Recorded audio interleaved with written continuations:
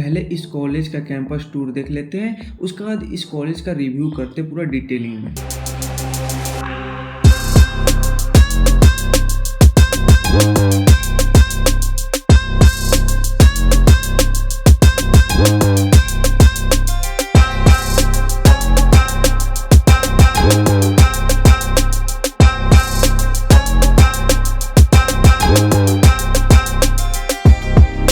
आज बात करने वाले एनआईटी नागपुर के बारे में, जो कि आपको महाराष्ट्र में देखने को मिल जाती है। चाहे इसका कट ऑफ हो, चाहे जोसा काउंसलिंग में कैसे पार्टिसिपेट करते हैं, बहुत किसी को पता ही नहीं होता कि होम स्टेट अदर स्टेट क्या होती है, ये सारी चीज़ें पता नहीं हो तो फिलअप जब भी आप जोसा काउंसलिंग में करते हो उसके बाद में ही, और जोसा काउंसलिंग भी क्या होती है ये भी बात पता नहीं होती है। तो चलो फिर इस वीडियो को स्टार्ट करते हैं।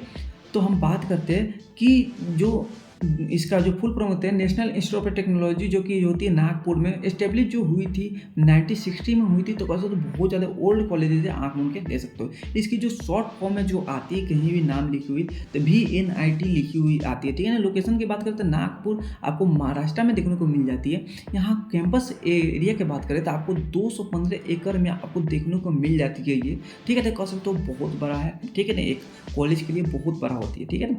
यहाँ पर कैसे पहुँच सकते हो, रेलवे से, चाहे आप कह सकते हो कि इंटरनेशनल एयरपोर्ट से कैसे पहुंच सकते हो। तो देखो यहाँ से जो एयरपोर्ट से दूरी होगी, या कह सकते हो आपके कॉलेज से दूरी होगी 8 किलोमीटर होगी, और आप कह सकते हो रेलवे से या कह सकते हो कॉलेज से 7 किलोमीटर के आपको ये मिल जाते हैं। तो अच्छी बात है यार, बहुत कम डिस्टेंस आपको देखने को मिल रही है, ठीक है। रैंकिंग की यहाँ पर अगर बात करें तो रैंकिंग आपको ऑल ओवर वर्ल्ड में अगर बात करें यूनिवर्सिटी के इंजीनियरिंग में तो 801 पर आपकी आती है। कैसे तो कहीं नाम आई भाई है वर्ल्ड में, ठीक है। नेशनल की बात करें आपके इंडिया में तो आपको जो NRIP सबसे ऊपर होती है उसमें 82 आपको देखने को मिल गई थी। इसके पहले 2022 में 68 देखने को मिली हुई थी, ठीक है ना। ये ऊपर नीचे होते रहते, इससे कोई मतलब नहीं होती यार उतने, ठीक है ना, ये इंपॉर्टेंट उतनी नहीं होती, ठीक है।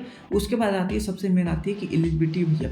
एलिजिबिलिटी दो चीज़ें से होती है। एक तो आपको 12 में आपको किस चीज़ की होनी चाहिए कि साइंस होनी चाहिए, वो भी मैथ वाली, मैथ केमिस्ट्री फिजिक्स होनी चाहिए। उसके बाद कंपल्सरी जो है वो है आपको इंग्लिश भी, ठीक है। बहुत कोई क्या होती है हिंदी ले लेते हैं, इंग्लिश छोड़ देते हैं 12 के बोर्ड में। नहीं, हिंदी को छोड़ दो, इंग्लिश को रखो, क्योंकि इंजीनियरिंग में इंग्लिश इंपॉर्टेंट होती है, ठीक है ना। उसका ध्यान रखना। और इस बात पर ध्यान रखना, दूसरी का बात ये है कि आपको जो है 12 में 65% होनी चाहिए, जो कि SC ST के लिए, और अगर जनरल OBC के लिए बात करें तो आपको 75% होनी चाहिए आपको 12 बोर्ड में परसेंटेज, ठीक है। इस बात को ध्यान रखना, ठीक है। मोड ऑफ एडमिशन की बात करें तो दो चीज़ें से जा सकते हो। एक तो आप 12 के बाद जा सकते हो, एक ग्रेजुएशन के बाद, यानी ग्रेजुएशन वो भी होनी चाहिए क्या चीज़ में, इंजीनियरिंग में। तो मान लो कि आप JEE मेंस के बाद जाते हो तो उसका प्रोसेस मैं बता देता हूँ। पहले JEE मेंस एग्जाम दो 12 के बाद, उसका बाद आपको परसेंटेज आ जाएगी। जब कट ऑफ के मान लो कि आपको ऑल ओवर इंडिया रैंक आ गए तो आप क्वालिफाई कर रहे हो JEE मेंस, तो उसका जोसा काउंसलिंग में उसके 10 या 15 दिन के बाद खुल जाती है पोर्टल। जोसा काउंसलिंग में बैठोगे, एक फॉर्म भरोगे। जोसा काउंसलिंग में क्या होगी कि आपको जितना कट ऑफ आया होगा उसके हिसाब से ही आप कॉलेज को रखना है, ठीक है। मान लो कि मेरे 20,000 आई है रैंक, तो मैं 20,000 इसके पहले देखूंगा कि कौन कौन से कॉलेज और किस ब्रांच के लिए आई है, तो उस कॉलेज को उस तरह फिलअप करूंगा, ठीक है। उसके बाद क्या होगी, 7 राउंड तक जोसा काउंसलिंग मिलती है। किसी ना किसी राउंड में अगर आप अच्छे से फिलअप किए हुए तो आपकी किसी ना किसी राउंड में आपको हो सकता है फर्स्ट राउंड में निकल जाए, या हो सकता है सेकेंड राउंड में। किसी को तो भरने ही नहीं आती, तो वे इधर उधर भर देते हैं, तो फिलअप करने का समय उनका मिलता ही नहीं। तो उसके लिए बचता है CBT, यानी जहाँ सीट बची होती है वहाँ पर, तो बेकार चली जाती है। उसके बाद आती है गेट की। तो मान लो कि बाई चांस आपको सपना 12 के बाद नहीं निकला JEE मेंस, तो क्या करोगे, उसके बाद क्या होगा, गेट दो। किसी भी मान लो कि इंजीनियरिंग कॉलेज से कर लिए, ठीक है, रिकग्नाइज बोर्ड वाले से, गैरू से मत कर लेना, ठीक है ना, कोई से भी कर लेना जिसका नाम हो थोड़ा सी, ठीक है ना, रिकग्नाइज बोर्ड हो, ठीक है ना, लाइसेंस उसके पास, ठीक है, NRF मिला हुआ हो, ठीक है ना, ये सारी चीज़ें NAC मिला हुआ हो, तो ये सारी चीज़ें देख के करना, ठीक है। उसके बाद क्या होगा कि जब दे दोगे उसके बाद लिस्ट आएगी, उसमें नाम आपका होगा, तो आप IIT चाहे NIT चाहे IIIT में एडमिशन ले सकते हो, या PSU की तरफ भी जा सकते हो जॉब के लिए। उसके लिए मैं वीडियो डिटेल में बनाऊंगा, ठीक है।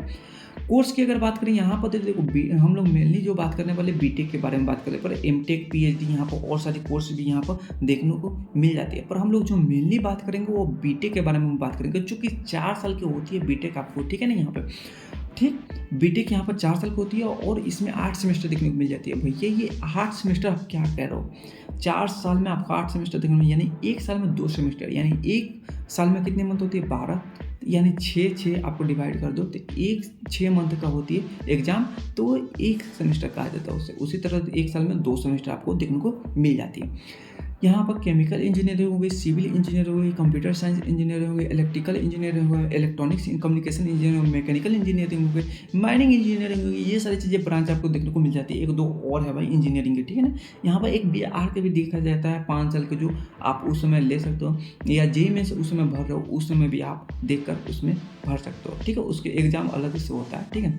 फी स्ट्रक्चर की बात करें जाता है, देखो अलग अलग महीने पर अलग अलग किस्म की फ़ी होती है यहाँ पर, ठीक है।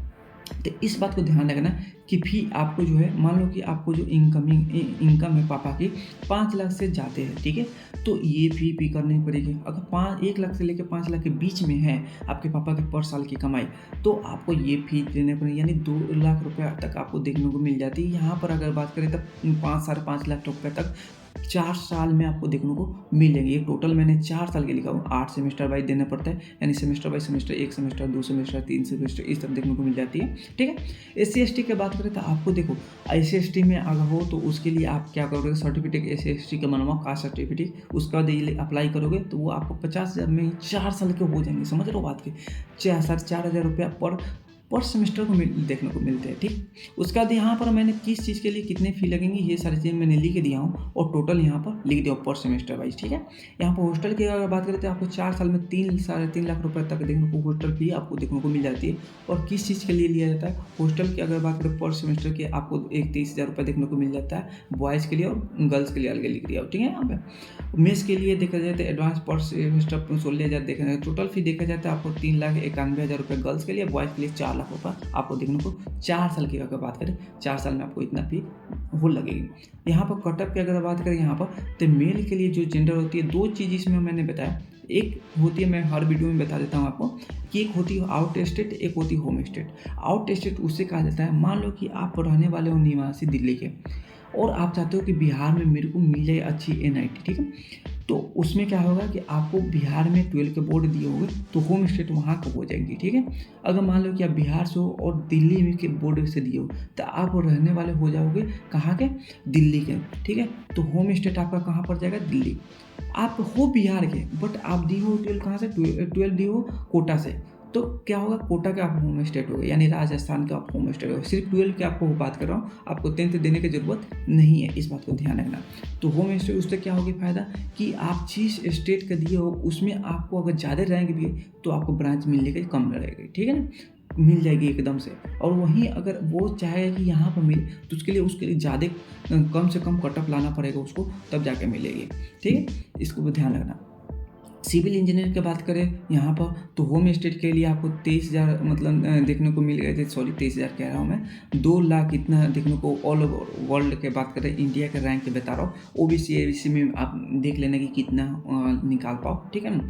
यहाँ पर अगर कंप्यूटर साइंस की बात करो होम स्टेट की, तो यहाँ पर देख लो 1,20,700 इतना गई थी, तो कह सकते हो यार बहुत ज़्यादा रैंक ली थी ह्यूज ऑफ। और OBC अगर जनरल SC ST हो तो उसके लिए अलग कट ऑफ से, पर इतना अगर है तो आप जा सकते हो। सेफ जोन अगर बात करें तो 50,000 लेके चलो सेफ जोन में। अब यहाँ पे SC ST के लिए भी मैंने ओपनिंग और क्लोजिंग रैंक यहाँ पे लिख दिया हूँ। जैसे कि कंप्यूटर साइंस की बात करते हैं 5,000 से शुरू हुई थी, 7,000 में जाके बंद हुई थी, ठीक है। ये क्या थी? ऑल ओवर इंडिया में रैंक बोली था। ये क्या है आपको जो है ये क्या कहा जाता है इसे, category wise SC ST OBC general के लिए ये मैंने लिख दिया हूँ, ठीक है। स्कॉलरशिप की बात करें तो मैंने बता दिया कि SC ST के लिए अगर अप्लाई कर देते हो सर्टिफिकेट, तो वो आप जाकर अप्लाई कर सकते हो, या अदर स्टेट मान लो कि उत्तराखंड स्कॉलरशिप में अप्लाई करके जा रहे हो, बिहार के DRCC वाला आप सुने होंगे वो भी है, झारखंड के लिए भी जा सकते हो, मणिपाल के लिए, उड़ीसा के लिए भी जा सकते हो। उन लोग के लिए अलग अलग होती है, E-पास होती है, बहुत सारी चीज़ें हो जाती है, ठीक है। उसके बाद आती है सबसे मेन होती है प्लेसमेंट। प्लेसमेंट की बात करते हैं 64 लाख रुपए आपको देखने को यहाँ पर मिल गई थी। मीडियम की बात कर गई थी यहाँ पर 11 LPA की। अब देखो ये लिखा हूँ 64, तो इसमें क्या होती है CTC यानी हैंड में जो आएगी वो अलग आएगी, ठीक है ना। तो ये पर साल की आपको मिलेगी 64 लाख रुपये पर NM की जो हाईएस्ट गई है, ठीक है। यहाँ पर कंपनी वाइज मैंने लिख दिया कि किस कंपनी को कितने बच्चे गए और कौन कितने पोस्ट पर गए। जैसे कि अडानी ग्रुप ले गई, वो ले गई 6.5 लाख के पर साल के एनएम के हिसाब से, तो ग्रेजुएशन ट्रेनिंग इंजीनियरिंग के ले गई, ठीक है ना। यहाँ पर देखा जाए आदित्य बिरला फिर ले गई 7 लाख पर, यहाँ पर ले गई लीडरशिप प्रोग्रामिंग के लिए ले गई है। तो कह सकते तो बहुत अच्छा कंपनी है, जैसे बजाज भी आई हुई है, ठीक है ना, एडीएम ग्रुप भी आई हुई है, ठीक है ना। ये सारी चीज़ देखो कितनी लगे, 11 लाख 14 लाख, ठीक है ना। ये सारी चीज़ें देख ली। HCL भी ले गई, हीरो मोटर भी ले गई 9 लाख के थी में एग्जीक्यूटिव के, कस्टमर एग्जीक्यूटिव में। ICICI बैंक भी आके ले गए यहाँ पर। अब यहाँ पर देख लेते हैं थोड़ा सा ओवरव्यू, जैसे कि नंबर ऑफ कंपनी जो आई थी यहाँ पर 131 आई थी, ठीक है ना। उसमें से प्लेसमेंट जो स्टैटिक यहाँ पर 2024 को, और यहाँ पर देखो 2023 की, ठीक है। यहाँ पर नंबर ऑफ ऑफर गई थी 925 बच्चों को गई थी ऑफर, जो कि यहाँ पर 1233 देखने का। भैया यहाँ पर कम क्यों रहे? बहुत सारे ऐसे बच्चे होते हैं जो कि हायर स्टडी के लिए चले जाते हैं, ठीक है ना। यहाँ पर टॉप कंपनी यहाँ पर भी लिख दिया हूँ, यहाँ पर भी लिख दिया हूँ। 2023 और 24 दोनों का डाटा मैंने लिख दिया हूँ यहाँ पर, कोई सा भी कंफ्यूजन आपको ना हो, ठीक है। कोई सा भी आपका प्रॉब्लम हो रहा है तो आप कमेंट में डालो, मैं उसको रिप्लाई कर दूंगा, या आप मुझे इंस्टाग्राम पर मैसेज करो, मैं आपको रिप्लाई दे दूँगा। चलो मिलते हैं, बाय बाय, टेक।